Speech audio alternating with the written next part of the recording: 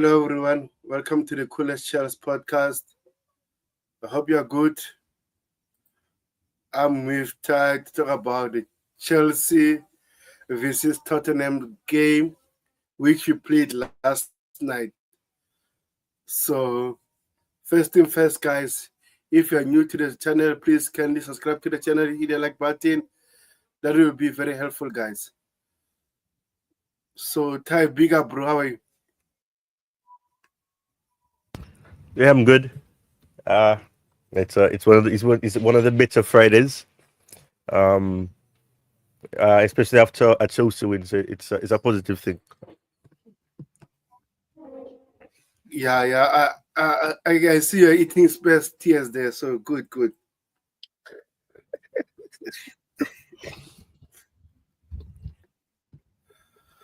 So let's go straight to it because I just want to check the stats and everything. But today I'm going to use a different application that I'm not used to. So let's see whether she's correctly here. I'm gonna start with the lineup actually. So just bear with me. So the lineup we had Rui Sanchez, Malo Gusto, Chalaba, Levi Colwell, Marco Corella, Enzo, Moses Caicedo, Palmer, Sancho, Neto, and Nicholas Jackson. So overall, what were your thoughts about the lineup when you checked the game? Because I know most people wanted to see Wesley Fofana, even Rhys James. Again, Robert Sanchez not starting this game. So what were your thoughts about the lineup? When I saw that Robert Sanchez was starting, for example, my first thought was, "Oh, please don't let him make a mistake that leads to a goal." That's all I was thinking. Please don't let there be a mistake from Robert Sanchez. Um, I was happy to see that Jackson and Palmer were back. A lot of people were expecting Madueke to start, which, I mean, I guess obviously we didn't see that happen. But I mean, it's just a case of looking at the injury problems that the team has. That was a concern for me, especially with the whole thing with Lavia setback and all of that. That was a big concern. But I didn't really have a problem with the lineup, in all honesty. It was probably what I was expecting. Um, but yeah, it was the lineup obviously proved to be good enough.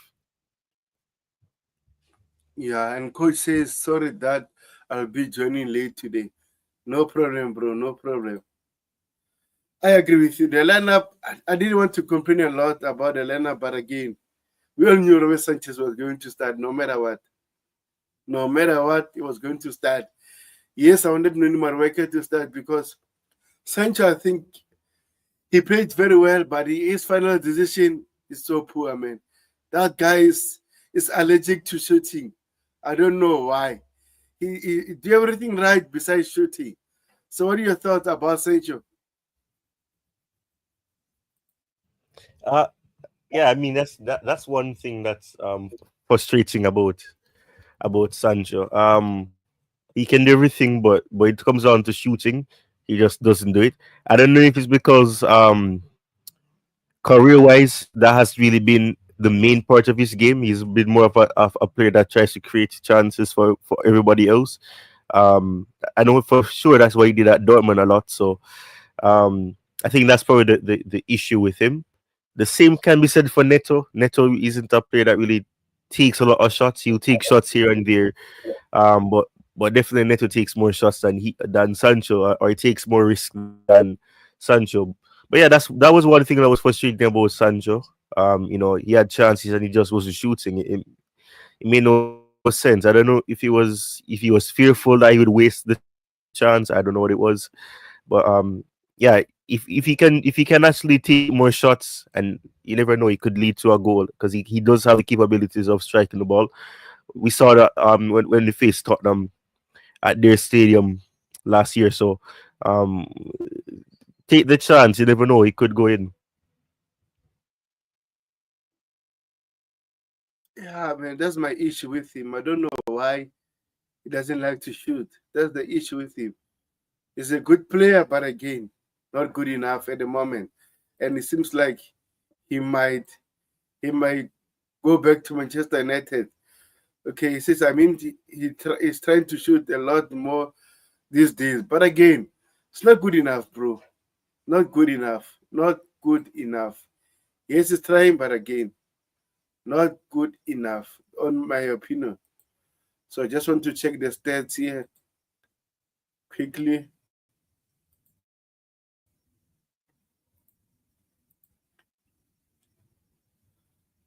So we total shot was 11, on target was 5, and we created 4 big chances, and we missed 3 of them. So clearly, this shows that we are creating chances, right? But again, we are not just clinical yet at the moment. That's the issue I'm having with Chelsea.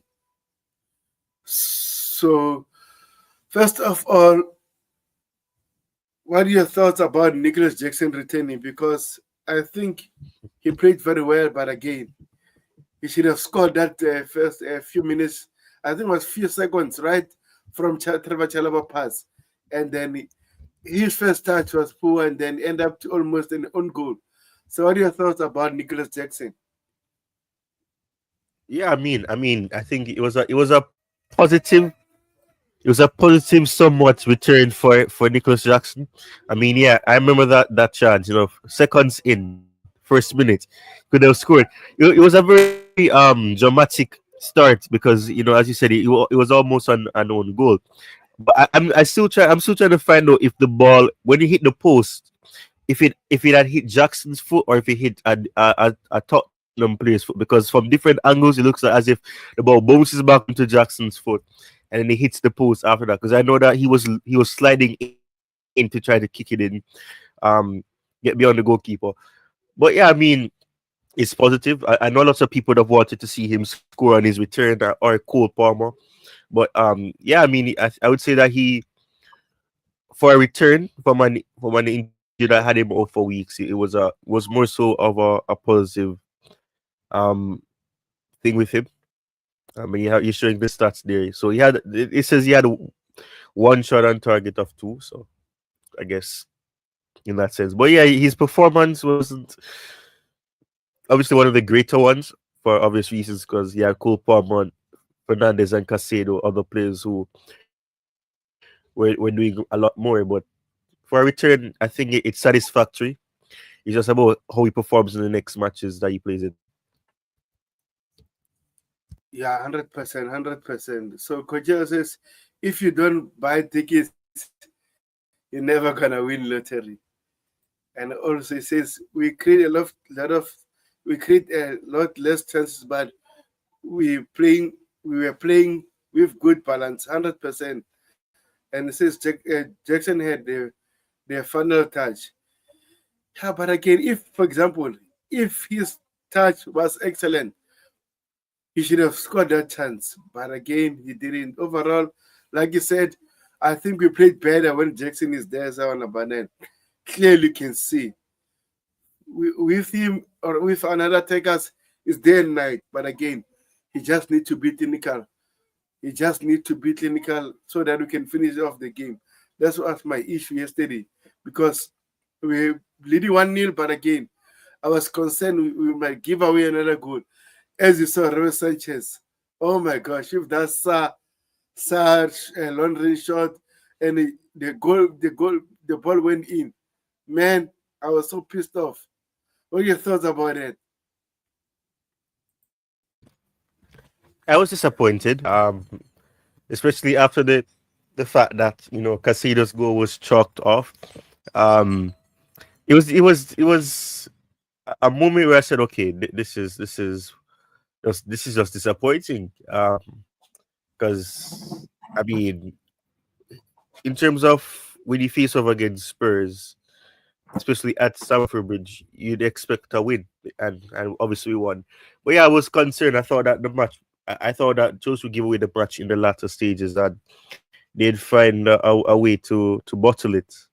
But I mean, luckily the goal was chalked off. But yeah, I would have wanted there to have been cushion after Enzo scored, but it never happened. And we were able to grind out the 1-0 win. But yeah, there was some shaky moments. I mean, looking back, I don't think Tottenham had a shot on target in the first half. But for the second half, I think it was a tale of the second half for both teams, where they started to come out more. Um, and obviously, the crucial moment for Chelsea would have been when Enzo scored, and then obviously had other chances.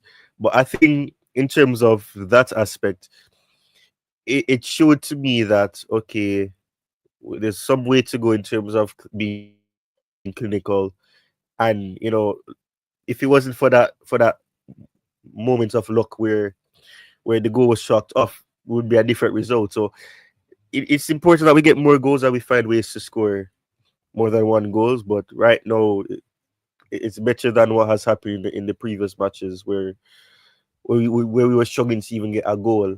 But we're making progress. There's certain build up setup. It looks better. So we just have to see what happens for the remainder of the matches. Yeah, 100%. Coach says the touch before it hit the bar was Jackson.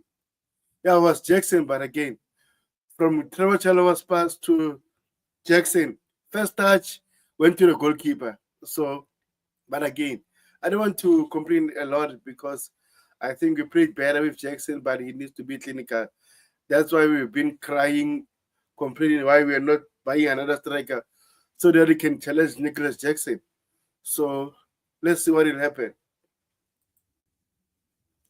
But I think this this guy, this guy is improving, bro. What are your thoughts about Enzo Fernandez' goal before we talk about him? What are your thoughts about his goal?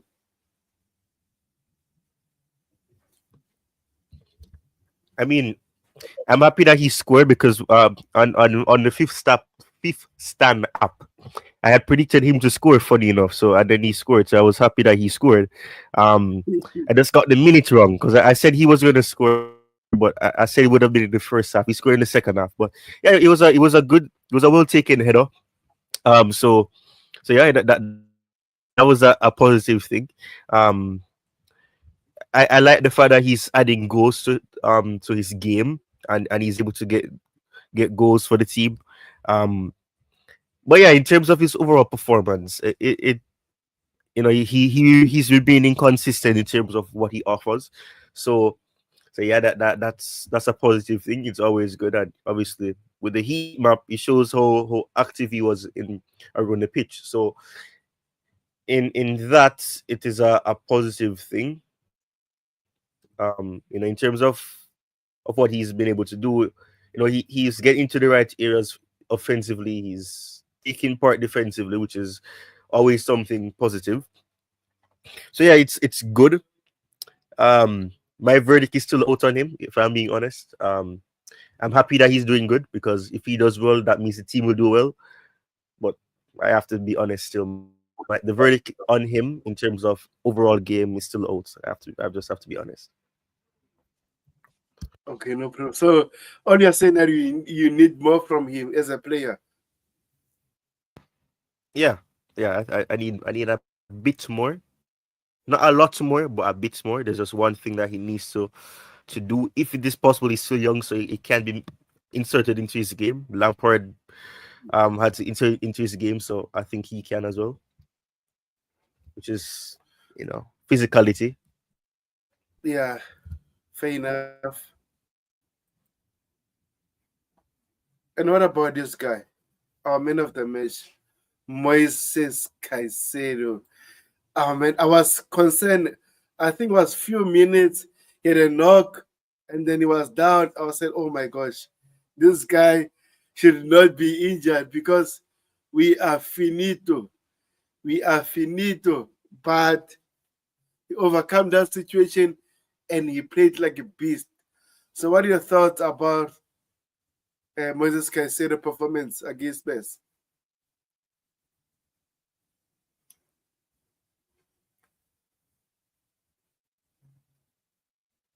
I can hear you, Ty. You're on mute.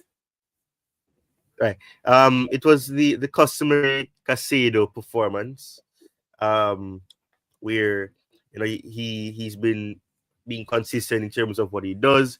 You know, ball control, keeping the ball, helping to progress the ball into the final third. With all of that, it's just a classic Casado. And as you said, with him going down, and with him limping and all that, the performance that he gave despite that, it's fantastic. It shows that despite him not being at 100% for the remainder of the match, he was still able to grind out a performance that was warranted of him getting the man of the match award. So that's positive. And the only thing that was really unfortunate is the fact that his goal was chalked off, because it was a beautiful volley. I was disappointed when it was chalked off, because I said, man, or two midfielders scoring, that would have been nice. But and he hasn't scored a goal that has counted since his first ever goal from that long distance against Bournemouth at the end of the season, of last season, I should say. So it No, it would have been actually, nice to scored see him this score. He did. What did against he score? Manchester United. It was chalked off though. Wasn't it No, chalked off? remember the goal, Oh Manchester right. Oh yeah, yeah, United. yeah, yeah, yeah, yeah, yeah, yeah, yeah, yeah. Yeah, right, right. Yeah, yeah, yeah, yeah. I remember. Yeah, yeah, yeah. Yeah, Yeah. Oh yeah. and Right. that was a hit. Also, was a Oh yeah, beautiful for the goal. one Also, one. Yeah, one one. yes, for the Yeah. one. Right. So my yeah, my the accurate all right. So yeah, yeah. It would have been nice to see him score. I'll just find a way to flip it. A goal at home. Score his first goal at home since last season. So it would have been nice to wrap up the performance, to make it even better.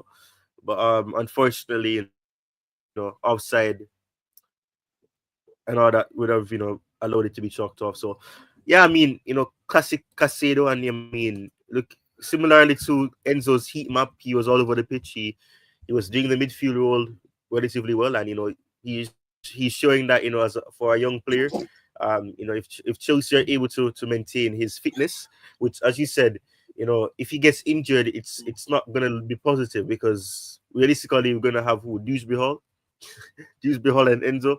Lavia Yeah, setback doesn't help that. So unless you play Chalobah in the midfield, or James, I don't know. Chalobah can play in the midfield because he technically has played as a midfield, but I don't know. In terms of adjusting to playing in that position again, it would have been problematic. So yeah, I'm just hope. Well, I didn't see the press conference for the match that we have coming up, but if he's not injured, if he's fit enough, if he's able to play on the weekend, then that'll be good. But yeah, if he goes down, I'm always worried. And I don't like that. I'm always concerned, because we really don't have much options presently, with Lavia being out, to do that defensive work alongside Enzo. 'Cause I don't just use me how. yeah. Coach says overall it was a controlled performance, in my opinion. I agree with you, but I think what we need to do as a team right now, we need to learn how to kill the game earlier. Let's go to early goals or two goals before we concede, and then we can relax, pass the ball, do everything, not give away a silly goal or a sloppy goal. Then we can all relax. 1-0 for me. I was like nervous because we had Sanchez in goal, and we have our defenders sometimes like to give away silly goals. So I was kind of nervous, but again, I'm glad we won the game overall. So it says he can actually be physical. I'm sure you talking about Enzo. Yeah, yeah, he needs to do some lifting, and then he can be more physical. But since we're talking about the midfielder and Moses Caicedo, what are your thoughts about the signing of Dario Esego from Sporting CP? I know he's on loan to Las Palmas. What are your thoughts about that player? Um, yeah, he's a promising young talent. When I say that, it reminds me of the voiceovers that I do when I speak. say promising young talent. But yeah, he is a promising young talent. A lot. I know in recent time he has been called a little Casado, which to me is kind of crazy because Casado is still young. So I don't know. But yeah, it's in terms of him. Yeah, he's a good signing. In terms of him developing further, that's gonna be important. But yeah, I think if he does indeed come in as reports say, in the summer, and he actually gets the chance to be a part of the team and perhaps go into the season, if that is actually going to be the case, then I think he's a good option. To rotate with Casado, probably can contest with Casado as well because in terms of him being a ball winning midfielder, he's a player that offers you that. He's obviously young, so he's gonna need time to really iron out and sharpen those attributes and skills. But you know he- he's a promising player, and I'm happy that Chelsea were able to jump on the opportunity to sign him. Obviously, as you said, he's on loan presently, but yeah, it's a good thing. Taking the chance to do business very early before the summer window opens is a positive thing. Um, and it shows that there's a plan. How effective the plan will be remain to be seen. But at the end of the day, he's a good player. And I'm excited to see what he will bring to Chelsea. When he gets the chance to take part in preseason. So do you think he can improve us as a team next season? Because we have Rumi Lavia struggling with injuries, and I know next season we're going to have Andre Santos that I think also I need to ask your opinion about him as a player. So do you think Daryl Sego can improve us? I think he can help to improve the depth. That's a safe response, but I have to say that because we haven't seen him play in the Premier League before. The Premier League is physical. Obviously, he's more of on the, well, I wouldn't say bulky side, but in terms of physicality, he has that. He has that technical ability. So that's always an important thing.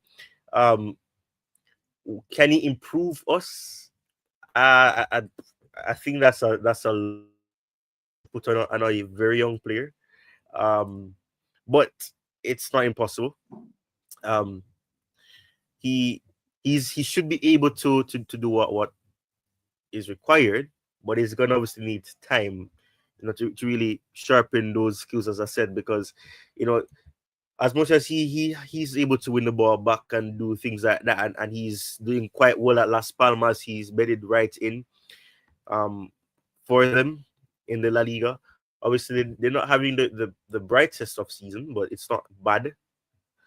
In terms of what he's doing, obviously their season has been poor, but in terms of his understanding of what needs to be done, he's promising. I've tried to watch a few of the matches since we would have obviously heard the news that we signed him.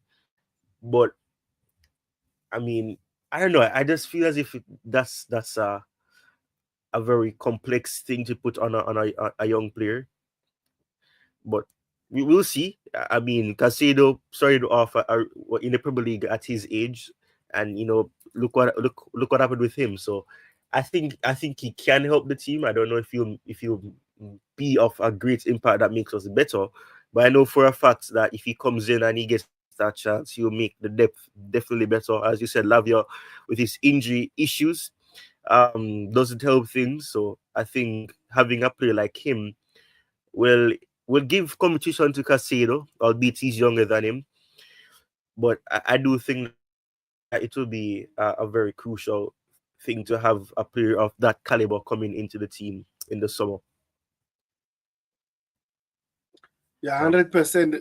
Like you said, I've watched Las Palmas playing on Monday, and he played in the second half. First half, he didn't start. The second half, he started. Oh my gosh, this kid looks so good, and I can't wait to watch another Las Palmas game so that I can get to know him more and more and more. So thank you, Coachella, for gifting five members uh, memberships, and unfortunately, some of them. Okay, one of them is actually one of my friends on X, and then okay, I'm gonna check who are others also. So thank you very much, Coachella. And we have Andres Santos, bro. What are your thoughts about this kid? And then I know that there is a lot of rumors that actually Chelsea might consider selling him. So if you're Chelsea, what will you do with Andres Santos? Because he developed is developing actually because he's still 20 years old. But again, he scored 9 goals, 1 assist in the French league, and he plays as a DM. So what are your thoughts about Andres Santos? If Chelsea have any sense, they don't sell that player, because what he can actually offer, similar to what Izuru can do, you need that depth, you need that quality. We don't have that depth. We saw it. If it's we all the only three players that you can say you can really trust in that midfield that is at the club is and even trust is a strong word for Lavia, because you can't trust him to be fit. You can't trust him to do that. But in terms of when he plays what he offers, you know what you get with Lavia. Enzo Casado, those are three. Dewsbury Hall is a mixed bag. It depends on what you want him to do. Sometimes he can Yeah, do a little one good flashy thing in a match. The next time he's non-existent and it's like you're playing with nine players. So I think if they have any sense, they would not sell him. They won't let any offer that's coming in sway their judgment and say, okay, let's sell him and then try to have a buyback clause. That's garbage. As you said, he's playing as a DM, and a lot of people have this preconceived notion and this perception and belief that he cannot play as a DM. Anybody that watched him when he was at um the name of the club is slipping me now. Vasco da Vasco da Gama. Gama. When he was at Vasco da Gama, that's he literally played in that role. So a lot of people didn't know that he can play as a DM. They only thought that he was more of a CM or a player that can do the attacking aspect only, but he's also been a player that can drop deep. He's been a leader from a very young age for Brazil, and also when he was there, even obviously we know he got the captain armband. I can't even talk. Captain armband for Strasbourg in a few matches. So all of that is things that you don't let go of, especially when you don't have any leaders per se in the team, or because you can have somebody that can lead by example. Casado can do that. Vocally, I'm not sure vocal Casado is. I haven't really kept a close eye on how vocal he is when he is captain a few times.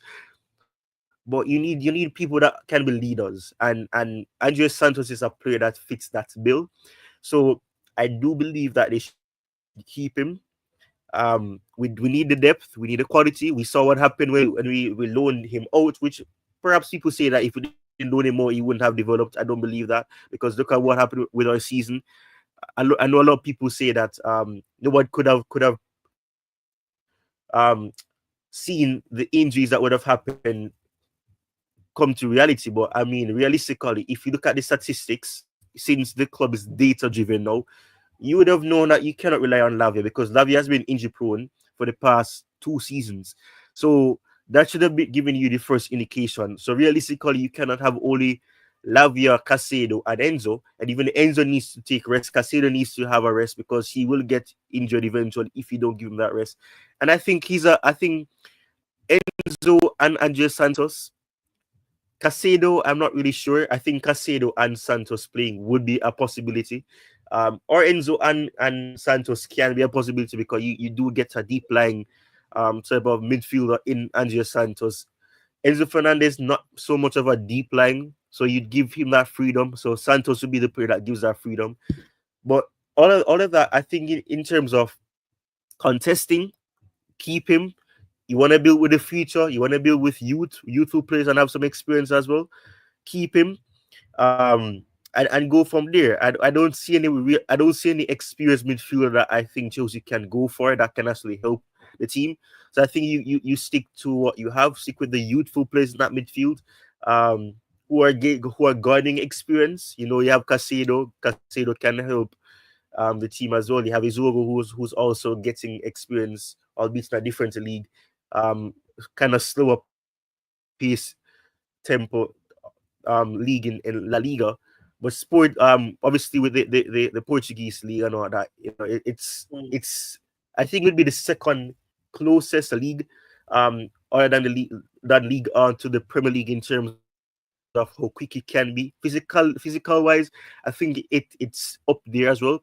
But you do know that with Santos, you can get a deep lying player or a defensive minded player and offensive minded player with the amount of goals he has scored in this season as a midfielder. It shows is a testament to what he can bring. So that's my thoughts on Santos, and I think Chelsea should keep him. Forget about the rumors as well. I don't trust the rumors anyways. I don't trust those sources. Yeah, I agree with you. I don't trust the rumors. Like you said, I don't think it will make sense if we let go of Andre Santos. But let's go back to the game because I just wanted to talk about our midfielder issues. Since Moses said was almost injured, I was like, oh my gosh, I wish we had Andre Santos and Esego right now to help us. But unfortunately, they are in their respective clubs at the moment. So this is Malo Gusto's heat map. Oh my gosh. I think Malo Gusto yesterday, he played very well. Even the sofa score, they made him a man of the match. For the first time in a while, Malo Gusto played very, very well. And then he made a shot, but it was off target. That should have been a goal. So what are your thoughts about Malo Gusto's overall performance? The funny thing about Malo Gusto is that a lot of people have written him off, um, and I find it strange. They did the same for Kukurea, um, and I think something that people tend to forget is how young Malo Gusto is. Malo Gusto is it's not like Malo Gusto is the same age as James. He's literally a very young player. He's 21 years old. He's gonna be 22 in May. Um, when you take that into account, he's still developing. He's still very raw, which is what I expected with Malo Gusto when we obviously signed him. I expected him to need some time to really garner that capability and that skill because defensively that was never really his game. He used to do make tackles when he was obviously in France, but in terms of him going up the pitch and making crosses and all that was mostly what he was doing. So you know when you understand the profile of your players, it makes you won't be as frustrated when they do certain things or when they don't do certain things.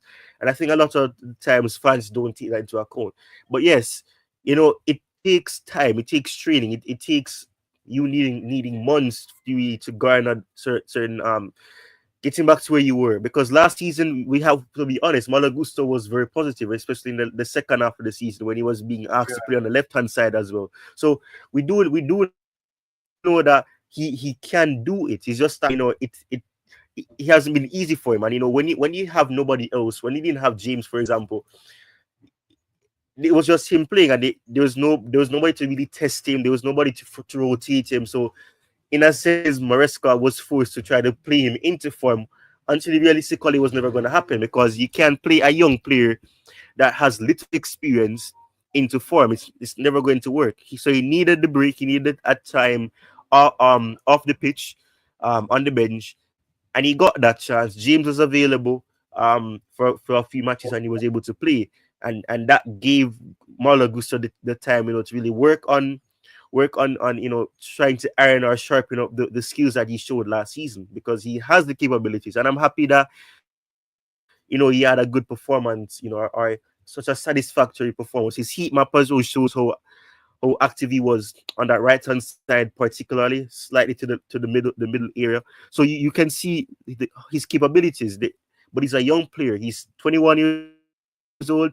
He's going to need some time to develop. We saw this here with James. James did not just start off beautifully, or when he came into the Chelsea team, he didn't even start matches until um until November, December on the Lampard. So we know that it will take time. It's not gonna be straightforward.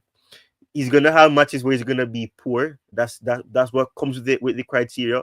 When you're a young player, it takes time, especially in a role like that. It takes a lot of responsibility, it takes a lot of running, and you need that opportunity to make mistakes, which a lot of times fans don't like that. But players need to be able to make mistakes so that they can learn. Because if you don't make mistakes, you will never learn in football. So at the end of the day, that is a very crucial part of of developing as a player. Making mistakes, making errors, losing, all those things are necessary. So I'm hoping that he can continue to build on that performance for the last matches that we have in the season. And obviously, there's still a possibility of winning a trophy.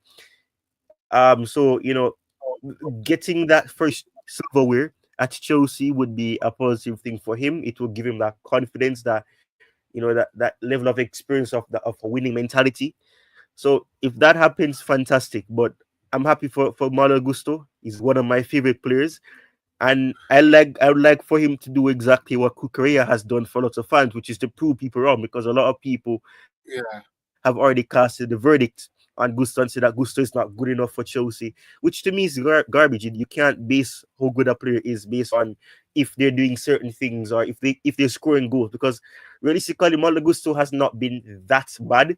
Defensively, he's had shaky moments, but he is not a case where he's been that poor, like he's giving the ball away and all of that. It's just a case where defensively he needs to sharpen up, and offensively he hasn't really hit the target. As you said, he had a chance that went wide, but over time, if you do that, if you continue to take those shots, which is something that, funny enough, we don't see our attackers do, eventually one of your strikes will go in. It's not like James that can strike one and it goes in, but over time, a young player like that, you can garner that level of skill set and attribute. So we'll see what happens. But I'm happy for Gusto's performance yesterday.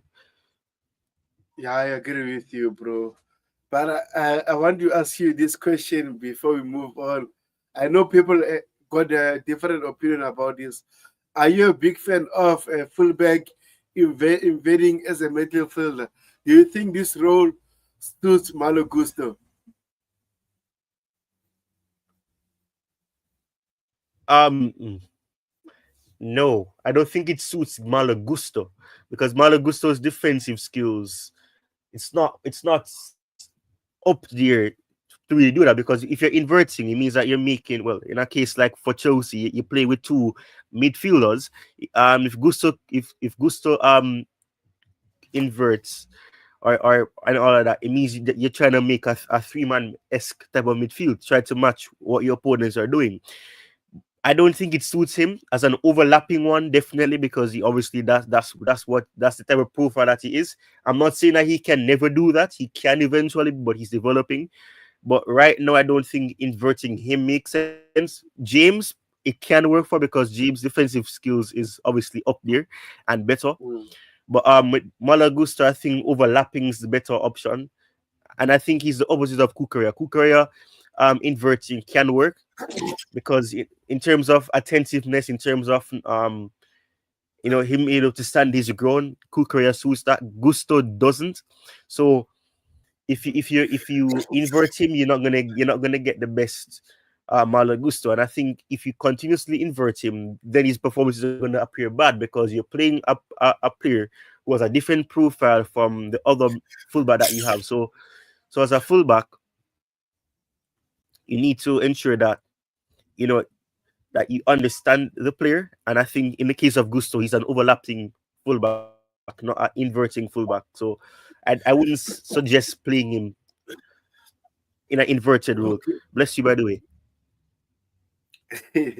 So you don't have a problem with the invading system, but again, you don't think Malo Gusto suits that role. I understand your opinion on that because Rich James is more defensive and stuff. But this Marco Coquerella seat Yeah. map, as he played as a back, sort of a back trade, because we build 3-2-5 when we attack. So this Marco Coquerella heat map. And before we ask you your thoughts about his performance, guys, if you're watching, if you subscribe to the channel, Make sure you like the stream and subscribe to the channel. Share the link to your friends and family so that you can join us talk about our beloved Chelsea Football Club. So, what are your thoughts about Marco Corella? Because he mentioned something that he's proving a lot of people wrong and he's doing very, very well this season, just adding to what he was doing at the later stage of last season. So, what are your thoughts about Marco Corella? Yeah, I mean, coach always says that he was one of the few people. I'm gonna ignore what coach just said a while ago. I was about to give him a compliment, and then coach says that, man. I'm gonna keep my compliment. I'm just gonna say this. Um, I'm one of the persons who never gave up on Kukurea. I always saw the player. Obviously, I'm gonna piggyback off what coach used to say. Especially when Kukurea just started, and he says it still at certain intervals that Kukurea has the capabilities of finding passing lanes in areas that certain players cannot find, and that's what you get with Kukurea. And I remember when we signed him, for example, on the Tuku, when Tuku played him immediately after we signed him. I remember it was against Everton. How he did he start or did he come off the? I don't remember, but I remember the performance that he had against Everton. Um, he was making crosses, he was running up the pitch, making crosses and all that. The only issue that I had with Kukurea is that when he was tracking back, he was running left slant and left to right, and I was wondering what kind of running he was doing, because I'm saying, what are you doing? What play defense like that? He's running, and he's going like he's drunk. Um, but I mean, you could see the player that it was in there. You could see that, in terms of what he did at Brighton before we signed him, he has the capabilities. And it goes back to what I'm saying. I don't want to sound like a broken record, but it's important that you understand the profiles of the players that your team has, so that you don't expect them to be doing one thing that you see another defender do or a different player does. So James and Gusto is an example. James is better defensively. We can use the example of Chilwell, who was at the club with Kukurea before Chilwell was loaned out, where Chilwell was most likely the one that would go up and be offensive, could score goals for you. Kukurea scoring goals prior to this season, because he's been scoring goals more obviously for Chelsea this season. Kukurea, that was not really his goal, or that wasn't really his top attribute. But now he's able to do that, or chip in with assists, or chip in with making some good crosses into the box. So I'm happy for Kukurea. I'm happy that a lot of fans are realizing that you cannot judge a player just off the fact that you use them in one structure and it doesn't really work out. That should be the end of it. That is why I say that I know coach is saying I have an agenda. Um, it is, but in terms of what I'm saying, in terms of, for example, with Enzo Fernandez, the application of Enzo Fernandez under Graham Potter, for example, we saw a player that looked promising on the Graham Potter. We have to give that to Graham Potter. Mm. Like him, hate him, whatever the case may be. Enzo Fernandez under Graham Potter was a positive side to see. Under Pochettino, that was a iffy thing. Enzo wasn't really the greatest player under Pochettino because of what Pochettino wanted him to do. And then we see under Maresca now that in terms of what he requires Enzo to do, it didn't come easy, because obviously he was still trying to get out of having to play the way that Pochettino wanted him to play. But eventually we saw that over time Maresca started to trust him. We know that for a fact that there was instances where Enzo was not starting matches and it was Lavia and Casado or other options. But over time we saw that it comes in. So that's why I'm saying I don't cast verdict. And that's why I say the verdict is still out for him. So that is why I am saying that in terms, and I know coach is saying that Poch didn't know what to do with Enzo. Sometimes there's just certain players that just don't suit or fit the structure, the approach, that, or the application is the better word to use, of a manager. And I do believe that there's some players at Chelsea right now that doesn't suit what Maresca wants them to do. So that's why you have a whole bunch of a mixed bag performances. So some players on the pitch do good, and then some players don't do good. So that is the issue. So I mean, it could be a case where Pochettino didn't know what to do with him, which obviously that could be down to the fact that perhaps Enzo isn't the type of profile that he's used to. So maybe he didn't know what to do with him in that sense. But that's why I'm saying the verdict with Enzo for me is out because I mean, yeah, he's able to do good in a system like this, but at the same time, you need to be flexible. And as a young player, that is why I'm not saying that he's not good enough for Chelsea. I've never once said that, and I don't plan to say that. I'm just saying that in terms of what I want to see him do, it would help the team a lot. He can score goals, he can create opportunities, he can make some beautiful passes over the top. Fantastic. I can't take that away from him. I'm never going to try to take that away from him.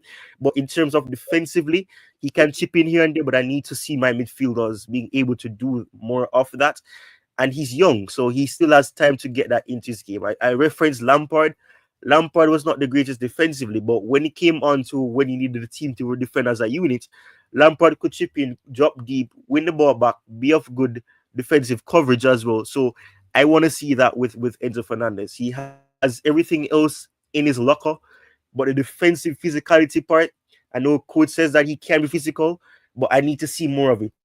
I can't go off speculation or word of mouth or what is being said. I have to actually see it. Seeing is believing in this case, not words. Um, so that's the case. It's not more so of an agenda. It's just a case of I just want to see more from him, but I don't want to stray from the whole thing with about Enzo because Enzo is not really what I was being asked about in the first place, anyways. Yeah, and then I think it's talking about Marco Caness's application on the pitch does come across as erratic or as if it's everywhere. I think it's talking about Marco Corella, and it says Paz didn't know what to do with Enzo. And then he says true. So I agree with you about the explanation talking about Enzo Fernandez application, everything. So overall, Marco Corella is proving people wrong, and I'm loving it. Okay, let me read this comment. It says, glad that I'm able to wind up.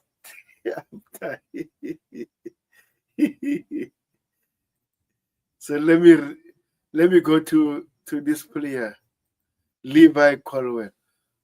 What are your thoughts about Levi? Because I think Chelsea fans are divided in terms of Levi Colwell because sometimes he's in terms of defense he likes to do silly things, and then for example he give away a foul or they take a ball away from him, he went to the goal to the ref, and we concede a goal. But I think against Spurs he played very well. But what are your overall thoughts about Levi Colwell?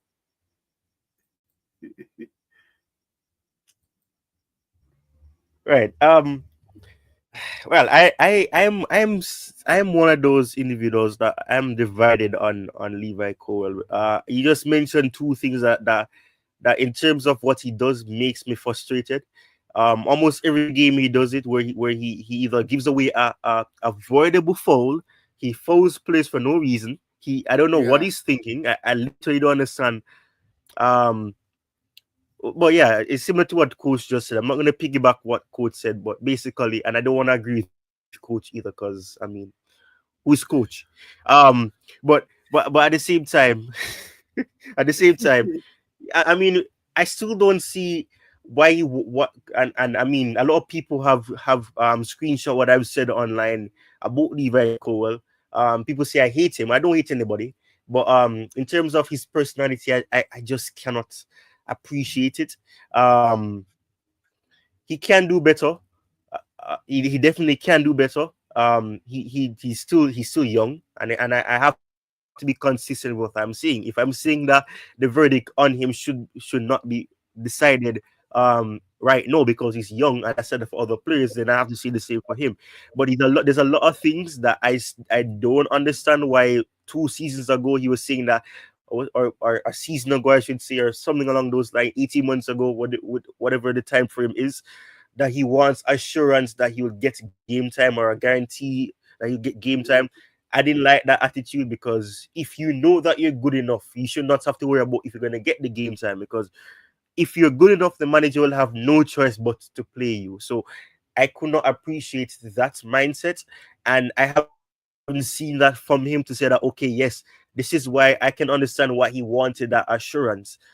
But at the same time, I can, because you can see that in terms of his skill set, it's not where it needs to be. So, you know, and realistically, I have to say this: if we had experienced centre backs, more experienced centre backs, I don't think Levi Cole would have been a starter presently. I think he would have been a case where he's rotating between those defenders. I don't think he's where he should be at this juncture.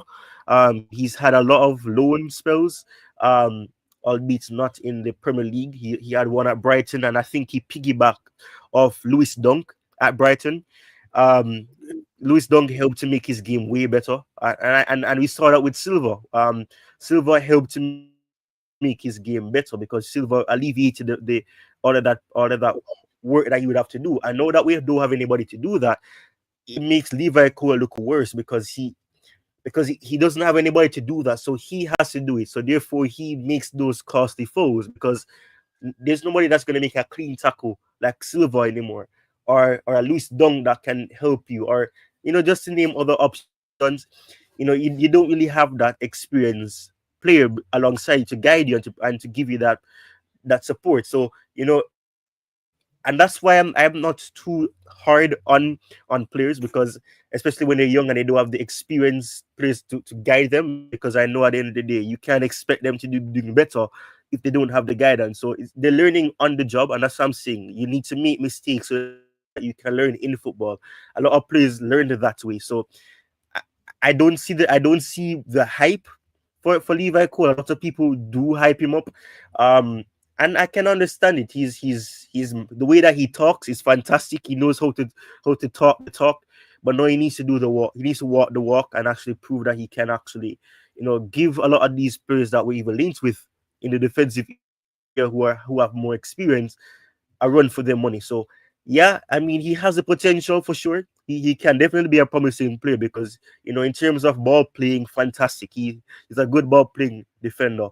But in terms of the defensive aspect, as a stopper or a shot stopper and all of that, he has a long way to go in that sense. Consistently, it's not there. So that's my overall thoughts on Levi Cole. But I mean, I think collectively a lot of the players did well. So I can't really say anything negative about him. Yeah, right. Yeah, I agree At with least you, coach coach. agrees with me with one thing. Yeah, this coach is agree. I agree. Like with Levi at the moment, is still a potential. It's still developing. So I won't say he's world class because he's still here to call him world class. Just like Arsenal fans say Saliba is world class. Do you know world class centre back doesn't do what Saliba do when they're doing mistakes and everything? They're not world class. They're just potential. So at the end of the day, like I said, we don't have enough experienced defenders to guide these players. Maybe we should have kept Thiago Silva, give him a coach role, sort of defensive coach, sort of. But again, he wanted to go to Brazil and plays again. Hopefully, in the future, man, we can see likes of Thiago Silva, John Terry come to Chelsea, take that kind of role so that we can really build these players for the future. Our defense at the moment, like we always say, is always shaky. I don't know what is happening, but again, hopefully, man, we can learn. Every game, we just cry that, oh my gosh, hopefully don't give away a goal, and we give away a silly goal. So, if we Levi, man, so far so good, but again, you should stop mourning. You should defend first and moan after. Not moan and let give away a goal and then moan also again. It's annoying. So with Trevor Chalobah, what are your thoughts about Trevor Chalobah? Because I thought he played very, very well against Spurs. So what are your thoughts about Trevor? I mean, when it comes on to Trevor Chalobah, I mean, there's been no doubt that there's a good defender in him. I think one of the problems is that I call it the Bozo gene, where there's some instances where he would have made some mistakes, or made some errors that had led to goal. I can remember on the Tuchel, for example, Liverpool, where I think he was trying to head the ball. I think he did it more than one time, but the Liverpool match where it ended 2-2, I think, a couple of seasons ago, where he was trying to head the ball, or the ball just went straight to Sadio Mane, and in the process he led to a goal. So that is the only thing. Realistically, I never understood why he was loaned out. Because in terms of the better ball playing defender, the better player that can prevent shots on goal, or defensively, I think, as much as I don't think the Sassy is as bad as some people think he is, um, I think if you're going to make a decision between keeping Chalobah or the Sassy, I think Chalobah would have been a better option initially. Obviously, we know that the role has reversed now, where it's now Chalobah was recalled, and the Sassy is also alone, and could potentially leave on a permanent. So I mean, yeah, Chalobah has definitely always been a player that has always had promise and had the capabilities. We obviously saw that Tuchel loved him a lot. We obviously saw that he pressed in pre-season right before we had the Super Cup um match, and then Tuchel was so impressed with him that he gave him the match against Villarreal in the Super Cup. So I mean, yeah, capable. He's a very, yeah, he makes some low level mistakes. It's not a case where it Yeah, happens every game, but he does have a mistake in him every third game, I'd say, on average. But yeah, he's a good defender, I'd say, and I'm happy that he got the chance to come back. If he will stay at the club, that's the next thing, because a lot of reports say that he may leave. I hope we keep him, because I do think we need to keep some players that have some level of experience of what the winning is at Chelsea. So I would say keep him, get some experience if possible. And experience doesn't, I'm gonna sound like coach, which I hate, but experience does not mean getting a player that's 30 plus. Get somebody that has played yeah, in the Premier League, or has played long enough in a league that is competitive, that can help to guide these players that need guidance. So I'd say keep him, get an experienced head in that defense, so that they can have a leader, or someone that can guide them and scaffold them. So that's what I think about Chalobah. But yeah, I'm happy that he was recalled, because he in a match of matches, he proved why loaning him out in the first place made little sense.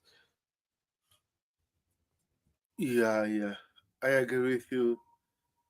Okay, it says uh, good mentally though.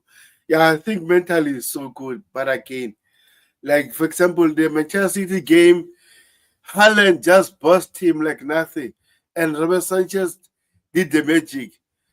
Go out without doing anything, and then Haaland scored a beautiful goal. He made Haaland just like Superman, and Robert Sanchez. So Oh gosh, you mentioned that no one, it just gives me flash. I'm just remembering it playing over my head. You just see Sanchez running up, and I'm saying, "What are you doing?" And then just chips it over his head. I'm just, oh my gosh, oh, the PTSD. Jesus Christ. yeah. So what is happening now? What is happening? Like we talked about Sancho anyway. Can you still hear me, right? Yeah, I can still hear you. Okay, I thought maybe my network just went out because Super Score just refreshed itself. I don't understand what is happening. So with Petronet, before I go to you, man, I don't Petronet. I don't know what is happening here. One game is played very good. The other game is average. For example, against Spurs, he's crossing 100%. Very good. But again, my issue with him, every time he just delay the pass, hold the ball too long, and then Spurs will track back, and then there'll be five defenders waiting. I don't understand why Pedro Neto likes to do this and or just dribble their 5 players alone. What is that? Nah, man. So what are your thoughts about Pedro Neto? Do you agree with me with that statement? Um, when it comes on to Pedro Neto, Pedro Neto is a very what's the word I can use? He's a interesting player. In terms of what you get from him. One match he look like the best thing since sliced bread. The next minute you're saying, "What is wrong with you, Neto? Why you playing like you're a coward?" Um, and there's some matches where when you think about what Neto can do, you're saying, "Why don't you do this in other matches, or why don't you do this more in matches?" And I think when you sign Neto, I'm still wondering what the expectations were from the sporting directors and those at the club, because being a goal scorer, that's never been his game. At Wolves, he was never a top goal scorer. He would score goals here and there when it mattered, or when he can, but it's similar to Sancho. With Sancho doesn't score lots of goals. He's more of a creator, and that's what you get with Neto. But there's some matches where Neto just frustrates me as well. As much as I respect him as a player, and I think that in terms of how quick he can be, sometimes the decision that he decides to make in terms of running and all that, it's very good. And there's other instances where he just literally, it's like he forgets how to play football. So I think I think with Neto, he can do better. He should be doing better because he has the capabilities. He has the speed. He has the agility.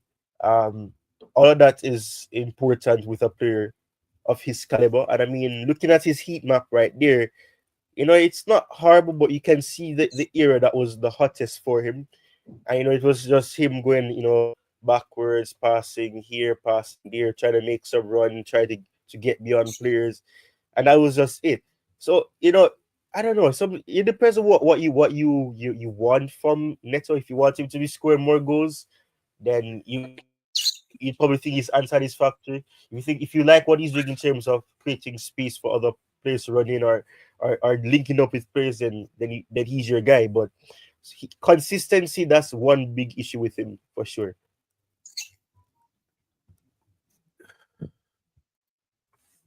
Yeah, with NATO, I think we need to get a striker that is good aerially because his crossing ability fantastic. But again, crossing to Nicholas Jackson, who's not always there, that's the issue with NATO. But if we had a better striker there, I'm not saying Jackson is not developing, but again, if we had like Victor Osimhen, Isaac, with Petro Neto creating those balls, I think he should have had more assists. But again, at the moment, it's crossing, no one is there. So hopefully in the summer we're going to address that. So not the last player.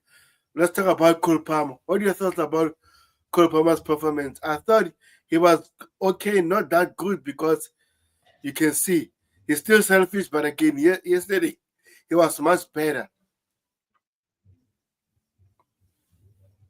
Yeah, I mean, with Cole Palmer, uh, I mean, I think in terms of stat padding, probably that sounds kind of harsh to say. But when it comes onto what he can do, in terms of the fact that in terms of how many matches was it? 8 matches or probably less. I don't remember how many matches it was, where he didn't have a goal or an assist.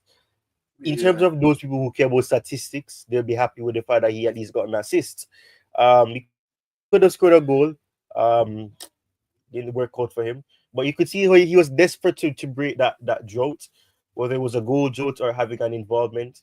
And he was able to do it eventually. So that at least that worked out for him. But I mean, at the same time, yeah, as you said, his performance wasn't the greatest. Um, I just think that he I don't know. I don't know what it is. A lot of people said Jackson needed to come. He needed Jackson to return for him to really step up. But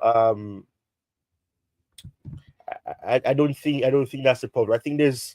I just think he's just having a bad spell that, and he just needs somebody to take that pressure off him. Not let He should not be the guy that you expect to do everything, and it goes back to my frustration when it comes on to Joe Felix, Yeah, and what Maresca said. I will never forgive Maresca for that.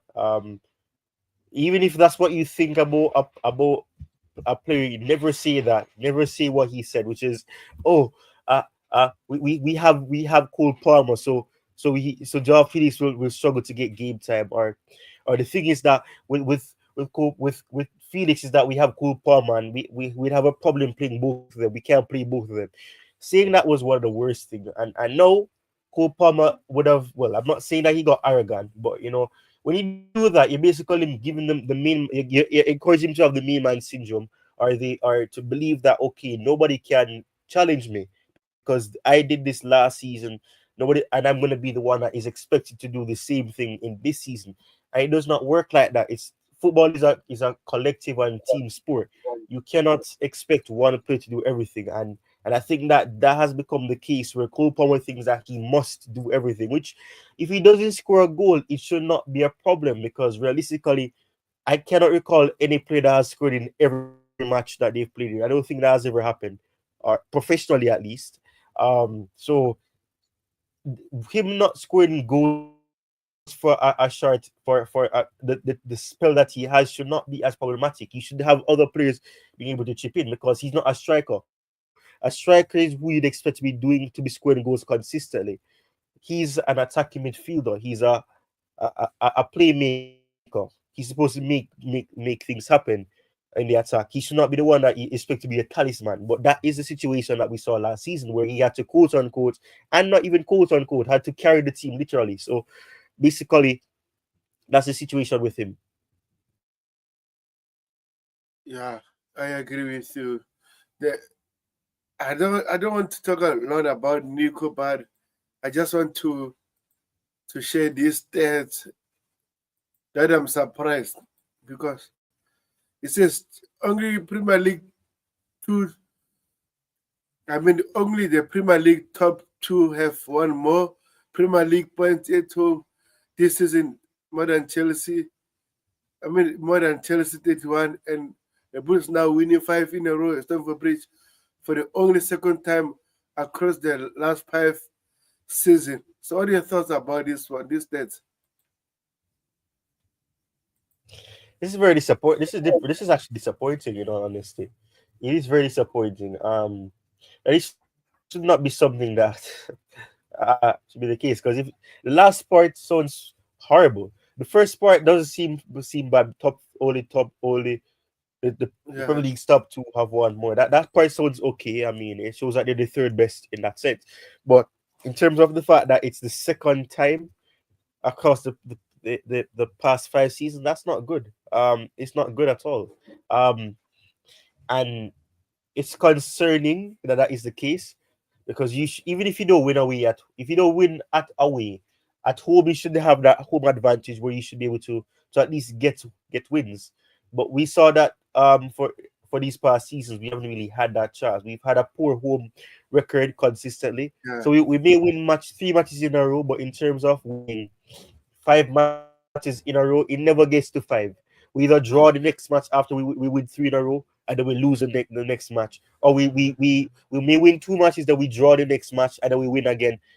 So that's the key. It's not good. And for a team that would like to go back to the promised land of finishing it first, you need to win your home matches as well, and that's where you should be able to have that home advantage playing a huge part in what you do. But at least it's positive to say that okay, albeit the fact that they're not third, they're fourth. Um, even the team, even the team that's in third place right now, they haven't really had that sort of situation. So that's positive, but it needs to change. I don't really like that statistic. I'll be honest. Yeah, I just want to check something in terms of form. Okay, man, I won't be able to check that. I wanted to check Chelsea with like their home form. Okay, home form. Actually, at the moment, in terms of form at home, we are fourth. Away, we are ninth. So actually, we're improving at home recently. But again, I think we need to do more than this, like you said.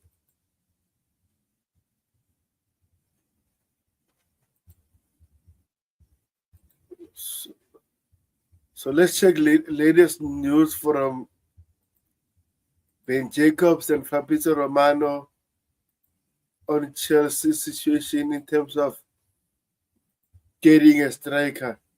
So this is Manchester United and Chelsea are two of the lab main suitors for Liam Delap, while Newcastle could be one to watch as they look to extra firepower. So, what are your thoughts about Liam Delap? Because for me personally, I will say this: I want a striker that is ready to score for us, to win games for us, not to develop and give him time again, just like Nicholas Jackson.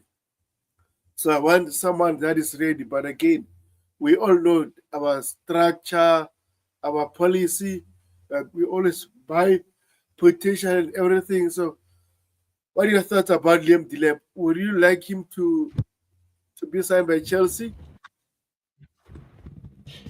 He's what I will say is that he's not my first choice. He's far from my first choice. Yeah.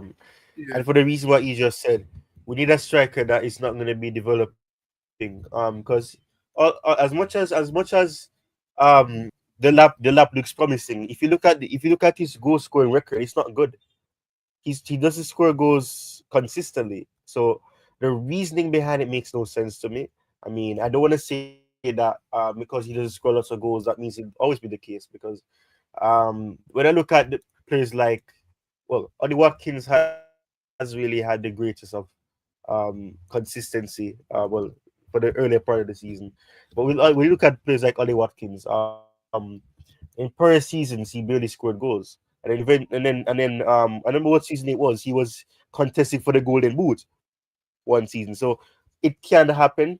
And I mean, we saw what happened when we signed players that score goals that was scored 30 plus goals. It didn't end well for us. So um, I wouldn't say that it would be a bad thing in terms of physicality, in terms of pressing. I think that's a good option. We saw his pressing game when they played against us and they defeated us. We saw that he what he can do off the ball.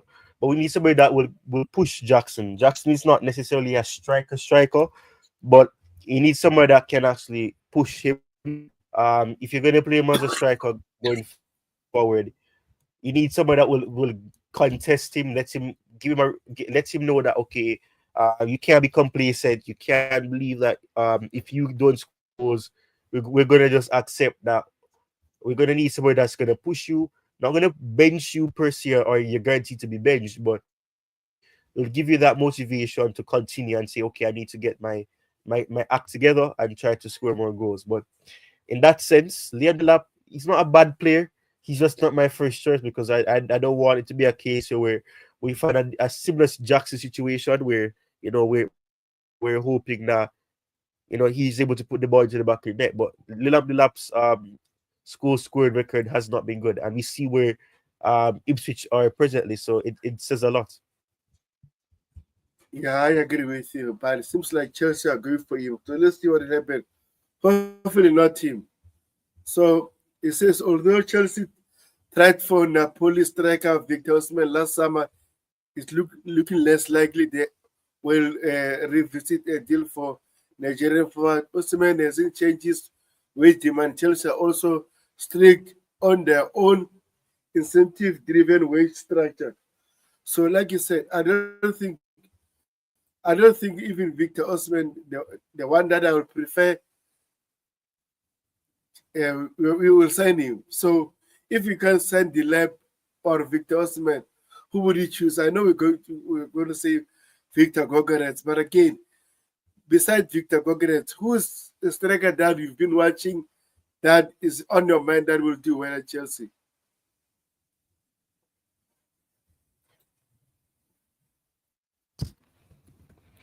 Um, ooh, uh, it's a sticky one, you know. Your Chris is the one that comes to my mind first. And even that is probably iffy because he's doing that at Sporting, but there's no guarantee that he will be able to replicate that if he comes to Chelsea. Um, Yeah.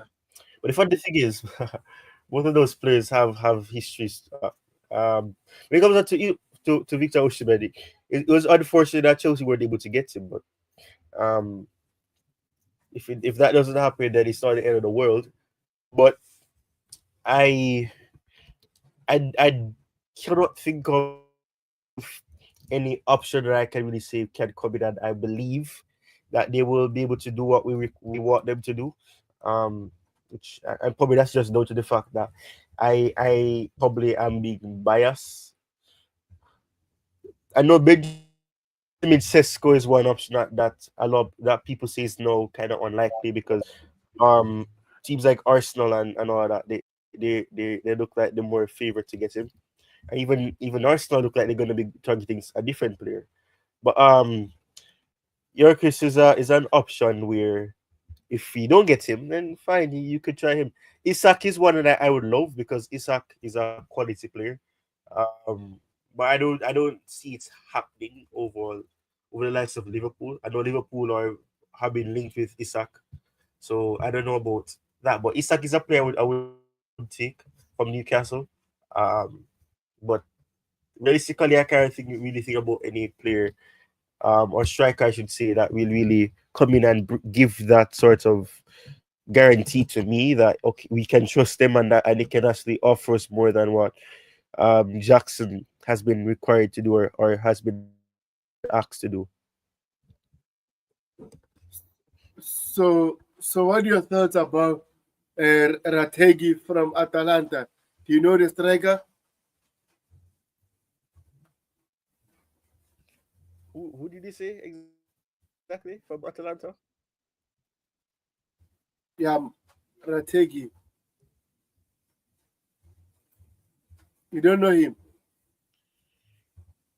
Matteo, you talking Matteo? Rategi. Let me show you something so that you Or can. are you talking about you said Matteo Retegui, Yeah. the Argentinian? Oh, oh, No, well, Italian. it's Italian, so it's not the same person then. Yes. Oh, Let well, me show. he's Let me share right, right. this. Well, he was okay. Well, he was born in Argentina, but yeah, he's Italian technically. He plays for the international, the Italy international team. So, um, yeah, Look I at think his stats. you're talking. Look at 22 goals, 4 assists in 24 matches. Is the top goal scorer now at Serie A. So what are your thoughts about him? Would you take him? Yeah, But again, he's short also. But that's my other issue. And I don't want a short striker at Chelsea. But it's good. and that's the thing. And that's the thing. If we keep Pedro Neto, you can't. Pedro Neto is a crosser, uh, a creator. Um, I don't want a short striker. I don't know. That's just my thing. It's not. I don't have. I'm not heightist. I don't believe that a height should really matter. No, But you're a heightist. You're hating short people now. no. You see, that's the first thing you say when you come in. Not hello. Not hello. Just attack. Why Wow. would I say But yeah, I hello? mean, I want us to be enemies. fair enough. So what? So your enemies with Tobago too. Anyways, right. But yeah, I mean his statistics are good. Uh, it looks good. If he's a top goal scorer, that's positive. But I don't know. Similar to what you said a while ago to Migo, I don't know if a short striker. I don't like how it sounds, man. It sounds like I'm discriminating. I just don't. I don't think a short striker really fits the build of the players that Chelsea are bringing in alongside what we have already. I don't think in terms of that, unless the objective is not to score from headers from your striker, and it will be the players around him. But yeah, I mean, he's like if he's doing like this right then he could be considered. But I still have PTSD and trauma from the last striker we signed from Syria who was blowing up the place. So I'm not gonna let the Lukaku. numbers fool me. Yeah, yeah.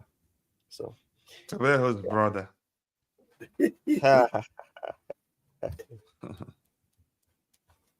row. Yeah, So big big up, girl. Coach Hill, how are you? Man, I'm fine. Just a bit tired, but I think I'll be all right, really. Um, and I appreciate you can say our strong faith, you and Ty especially, in the project. I think it's a huge, it's a big thing. It might take time, but gradually we'll get there. We just have to be consistent, and I think the three of us we've shown that yeah, we trust the process, and eventually I think it will start yielding results. Yeah, 100%, 100%. So before we go, we talk about latest news. What are your thoughts about the game we played with against Spurs last night? What are your thoughts about the game? It was a good performance overall. It wasn't the best, but still a good performance. We played with good balance. We didn't risk too much. And we played, you could say, with we wanted to win, but at the same time we didn't risk a lot defensively, which is what I've been looking for, which was what actually what Poch didn't do earlier on in his when he became Chelsea manager. I didn't think Potter did that at all. But Maresca, I think for a while now, he's changed things around.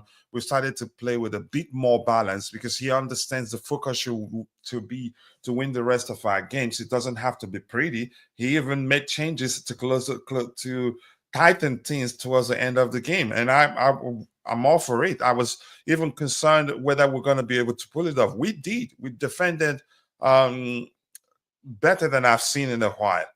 Not too many mistakes, if any at all, if I look at it.